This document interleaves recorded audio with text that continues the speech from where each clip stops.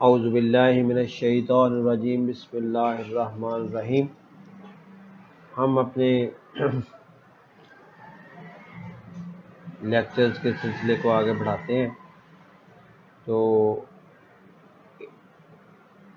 کشف المحجوب میں حضرت علی حجویری رحمۃ اللہ علیہ کچھ نیت کے بارے میں یوں فرماتے ہیں، اور میں نے جو یہ بات کہی کہ تیری استدعا پر تیار ہو کر تیری مراد کے مطابق اس کتاب کو مکمل کرنے کا ارادہ کیا، اس کا مطلب یہ تھا کہ تو نے مجھے سوال کا جواب باہم پہنچانے کے قابل سمجھ کر اپنا سوال پوچھا اور اس کتاب کے لیے استدعا کی، تو مستفید ہونا چاہتا تھا، اس لیے مجھ پر واجب ہوا کہ تیرے سوال کا کما حقہ جواب مہیا کروں، یعنی پورا جواب دوں۔ تیرے سوال کی پوری گہرائی کو دیکھا تو معلوم ہوا کہ اس کام کو پایا تکمیل تک پہنچانے کے لیے پورے عزم اور نیت کی ضرورت ہے، تاکہ جواب حسب سوال، یعنی جیسا سوال ہے اس کے مطابق جواب دیا جائے، یعنی جواب حسب سوال مرتب ہو سکے۔ ابتدائے کار میں بندہ کا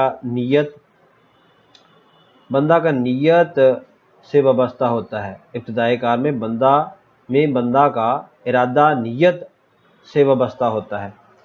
دوران کار اگر کوئی خلل واقع ہو تو بندہ معذور ہوتا ہے۔ اس لیے رسول خدا صلی اللہ علیہ وآلہ وسلم نے فرمایا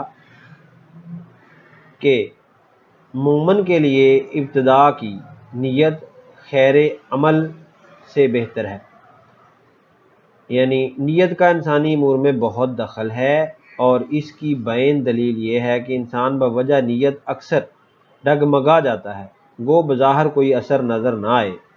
اگر کوئی شخص بغیر نیت روزہ عرصہ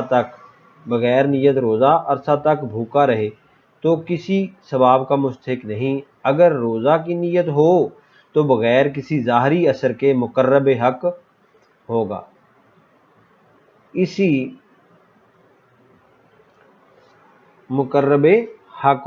اسی طرح اگر کوئی شخص کسی شہر میں داخل ہو تو وہ شہر میں مقیم نہیں سمجھا جا سکتا جب تک نیت اقامت نہ کرے۔ اگر نیت اقامت ہو تو یقیناً مقیم سمجھا جائے گا۔ اس قسم کی مثالیں بے شمار ہیں۔ مختصر یہ کہ ہر کام کی ابتدا میں نیت خیر کرنا ضروری ہے، واللہ عالم۔ تو آپ آگے فرماتے ہیں کہ کتاب کی وجہ تسمیہ اور مقصد تالیف، یعنی آپ نے یہ کتاب کا نام کشف المحجوب کیوں رکھا اور اس کا تصنیف یعنی لکھنے کا مقصد تالیف کا کیا تھا۔ اور یہ جو میں نے کہا کہ اس کتاب کا نام میں نے کشف المحجوب رکھا ہے، مقصد یہ ہے کہ کتاب کے نام ہی سے اس کا مفہوم ظاہر ہو جائے، اور اہل بصیرت جب نام سنیں تو انہیں معلوم ہو جائے کہ موضوع کتاب کیا ہے۔ معلوم ہونا چاہیے کہ سوائے اولیاء کرام کے جو بارگاہ حق کے مقرب ہوتے ہیں، لوگ حقیقت آشنا نہیں ہوتے۔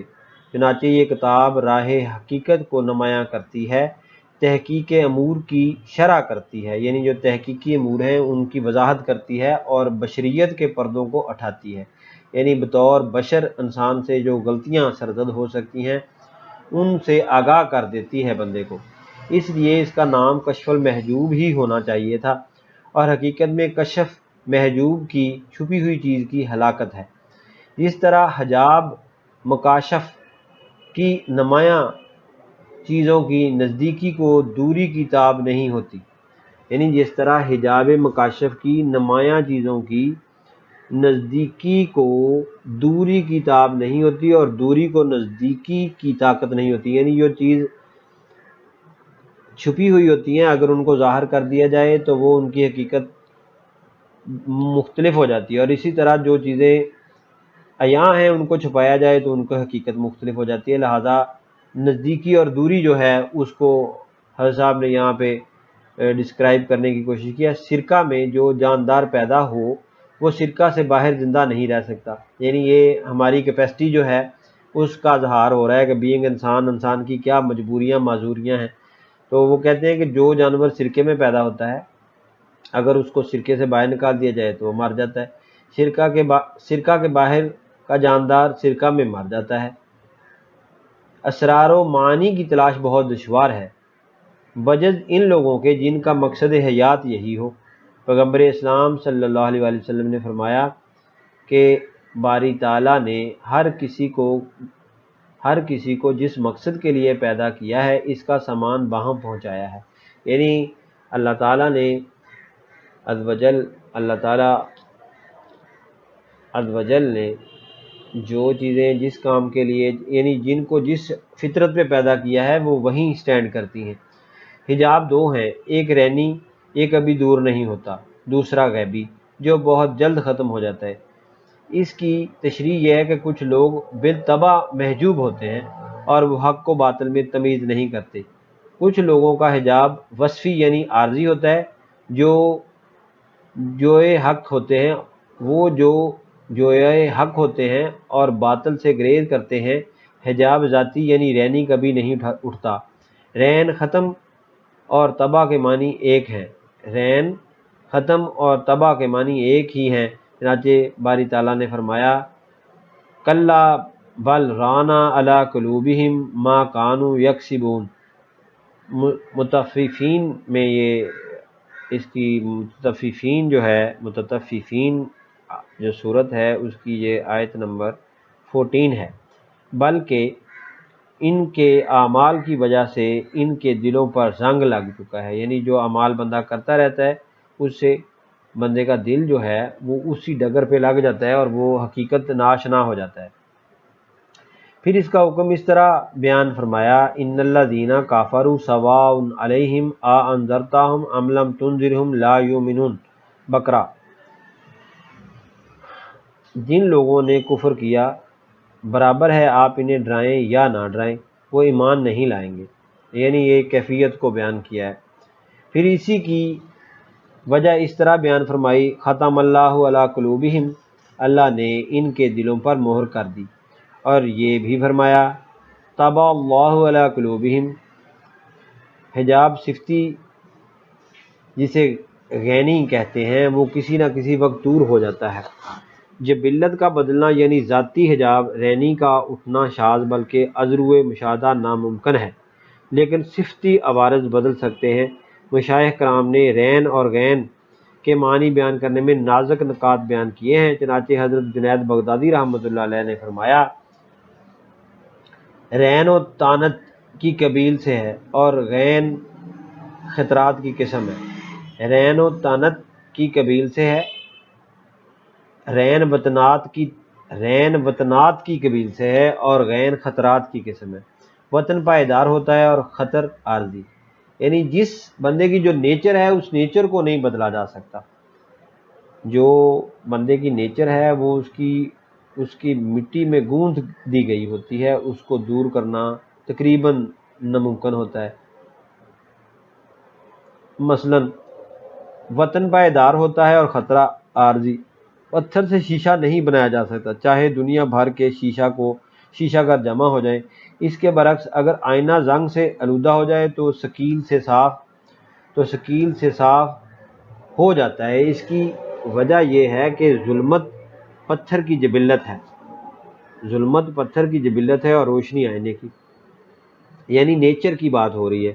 کچھ لوگ نیچر وائز وہ راہ حق پر چلنے کے قابل نہیں ہوتے، وہ کسی طرح بھی حق کو پہچان نہیں سکتے، جبکہ کچھ لوگ ہوتے ہیں وہ غفلت کا شکار ہوتے ہیں، اور جب وہ اولیاء اکرام کی صحبت میں اور رسول اللہ کی نظر کرم جب ان پہ ہوتی ہے تو ان کی طبیعت بدل جاتی ہے۔ تو اس انداز سے اللہ پاک جب اس پہ کرم فرماتے ہیں تو اس کو پھر وہ چیز حاصل ہو جاتی ہے جس فطرت پہ وہ پیدا کیا گیا ہوتا ہے، یعنی اپنی اصل کی طرف لوٹ جاتا ہے وہ۔ میں نے اس کتاب کو اس لیے لکھا کہ یہ ان دلوں کے زنگ کو دور کرے جو حجابات غینی میں مبتلا ہیں۔ آپ اسی بات پہ آ گئے، غینی میں مبتلا ہیں مگر نور حق کی جھلک ان کے اندر موجود ہو۔ اس کتاب کو پڑھنے کی برکت سے حجاب غینی اٹھ جائے اور حقیقت کی راہ روشن ہو جائے۔ یعنی یہاں پہ بھی نیچر کی بات آپ نے کی ہے کہ نیچر جن کی ٹھیک ہوگی وہ اس نیچر کے اوپر جب راز کی باتیں کی جائیں گی تو وہ اپنی فطرت کے اعتبار سے ان باتوں کے اندر انوالو ہو جائے گا، اور جب وہ انوالو ہو جائے گا تو وہ ان باتوں کو سمجھنے لگے گا۔ لیکن جس کی فطرت جو ہے، جیسے پتھر اور شیشے کی مثال ہے کہ پتھر جو ہے وہ کبھی شیشہ نہیں ہو سکتا، مگر اگر شیشہ جو ہے زنگ آلود ہو جائے تو اس کا زنگ دور ہو سکتا ہے۔ یہ سمپل سی بات ہے۔ تو اس لیے کچھ لوگ جن کے دل اور جن کی فطرت اس طرز پہ نہیں بنائی گئی کہ وہ راہ حق پہ چلیں، یا وہ اللہ تعالیٰ کے عشق میں گرفتار ہو جائیں، یا وہ اللہ تعالیٰ سے محبت کریں، تو وہ کبھی بھی اللہ تعالیٰ کے راستے پہ چل نہیں سکتے۔ تو یہ بات ڈسکرائب کی گئی ہے۔ اس کتاب کو پڑھنے کی برکت سے حجاب غینی اٹھ جائے اور حقیقت کی راہ روشن ہو جائے۔ جن لوگوں کی سرشست انکار حق اور اختیار باطل ہے، وہ اس کی مدد سے راستہ نہیں پائیں گے اور ان کو مشاہدات حق نصیب نہیں ہوں گے۔ اور سب تعریف اللہ تعالیٰ کے لیے جس نے عرفان کی نعمت عطا فرمائی۔ بات وہیں پہ آ جاتی ہے کہ اللہ تعالیٰ جب بندے کے اوپر فضل اور کرم کرتے ہیں تو جو ہدایت ہے وہ اللہ تعالیٰ کی طرف سے ہے۔ یہ اللہ پاک نے بارہا قرآن میں فرمایا بھی ہے۔ تو جامع سوال جامع جواب، اگلی جو سیکشن آپ نے بنایا ہے وہ ہے جامع سوال جامع جواب۔ اور یہ جو میں نے کہا کہ تیرا مقصد ظاہر ہوا اور تیرے مطلب کی بات اس کتاب کو مقسوم ہوئی، اس سے مراد یہ تھی کہ جب تک سائل کا مقصد ظاہر نہ ہو کوئی چیز حاصل نہیں ہو سکتی۔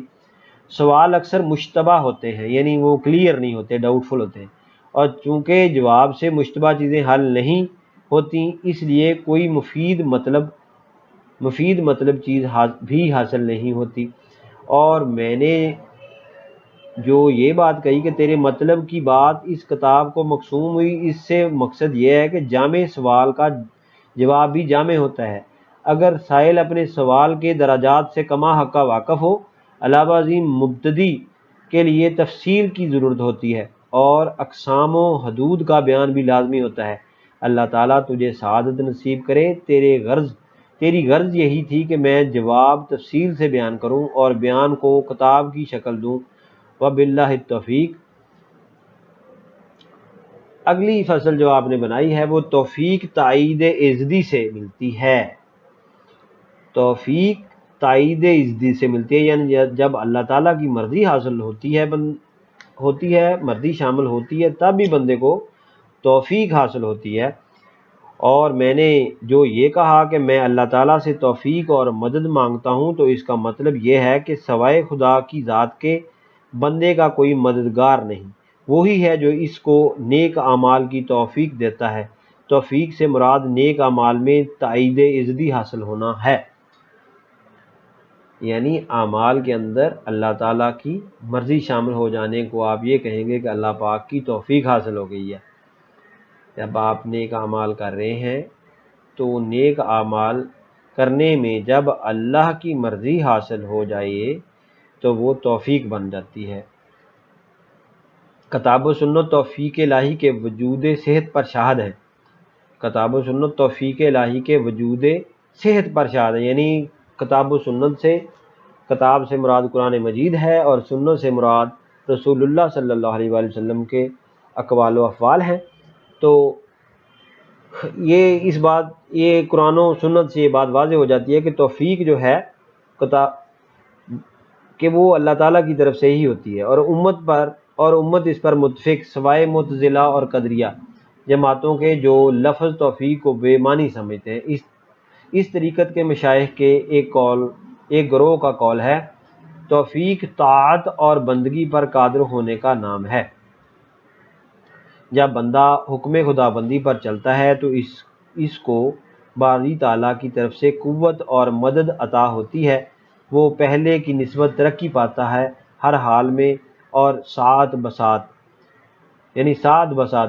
وہ ترقی کرتا جاتا ہے، یعنی یہ بھی ایک پروگریس ہے، پروگریس کرتے ہوئے وہ آگے کو بڑھتا جاتا ہے۔ یعنی آپ اس کی مثال اس طرح لے لیں کہ جو بچہ پہلی فرسٹ کلاس میں داخل ہوتا ہے، پھر سیکنڈ، پھر تھرڈ، پھر فورتھ، ففتھ، سکستھ، سیونتھ، اس طرح وہ اعلیٰ ہذا قیاس آگے بڑھتا جاتا ہے۔ اسی طرح اللہ تعالیٰ کے راستے کے اندر چلنے کے لیے بھی بندے کی منزلیں طے ہوتی ہیں، وہ اپنی منزلوں سے گزرتا ہوا اللہ تعالیٰ کی مرضی اور اللہ تعالیٰ کی رضا کو حاصل کر لیتا ہے۔ جو طاقت اسے بندگی پر آمادہ کرتی ہے اسی کا نام توفیق ہے۔ جو طاقت اسے بندگی پر آمادہ کرتی ہے اسی کا نام توفیق ہے، یعنی جب آپ کو اللہ تعالیٰ کی بندگی کے اندر مزہ آنے لگے تو سمجھیں آپ کہ اللہ پاک نے آپ کو توفیق عطا فرما رکھی ہے کوئی نیک کام کرنے کی۔ یہ کتاب اس مسئلہ پر بحث کرنے کی چیز نہیں، اس کا مطلب کچھ اور ہے۔ میں بار دیگر تیرے مقصد کی بات چھیڑتا ہوں اور قبل اس کے کہ یہ بیان شروع کروں تیرے سوال کا بائنہ تحریر کرتا ہوں، اس کے بعد کتاب کا آغاز کروں گا۔ ہمارا یہ لیکچر یہیں پہ ختم ہوتا ہے، تو انشاءاللہ نیکسٹ ویڈیو میں ملاقات ہوگی۔ اللہ حافظ۔ اللہ تیرا حامی و مددگار ہو۔